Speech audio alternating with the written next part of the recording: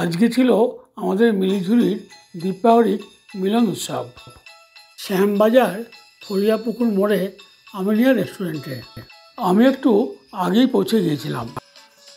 কাউকে দেখতে না পেয়ে সামনের গলিতে একটা চায়ের দোকানে মাটির ভাঁড়ে ব্ল্যাক কফি খেলাম।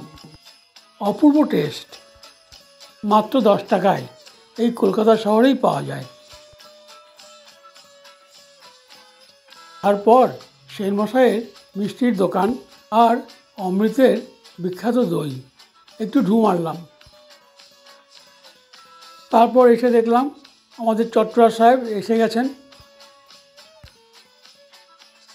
অমিতাভ ঘোষও চলে এলেন। তারপর আবার একবার কফি খেয়ে আমিনিয়াতে চলে এলাম।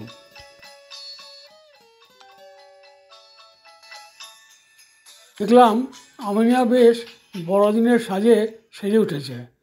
কালকে তো বড়দিন। চারিদিকেই বেশ উৎসবের মেজাজ। তাই বড়দিনের সাথে আমিনিয়াও উৎসবে মেতে উঠেছে।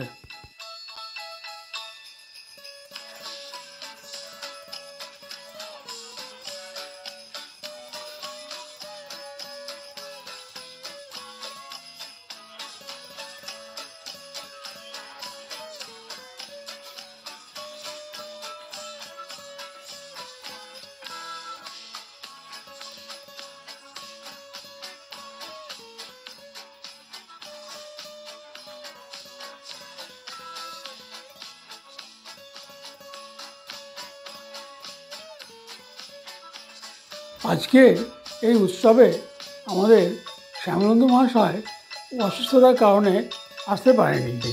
খুবই খারাপ লাগলো। যাই হোক, আজকে আমরা উপস্থিত ছিলাম চট্টরাজ সাহেব, প্রদীপ চ্যাটার্জি, রবীন ব্যানার্জি, অমিতাভ ঘোষ, রনেন পাল, স্বপন রায়, অঞ্জন দত্ত আর আমি রতন ভৌমিক। অনেক খাওয়া দাওয়া হলো, গল্পগুজব হলো। বড়দিনের মরশুমে সময়টা ভালোই কাটলো।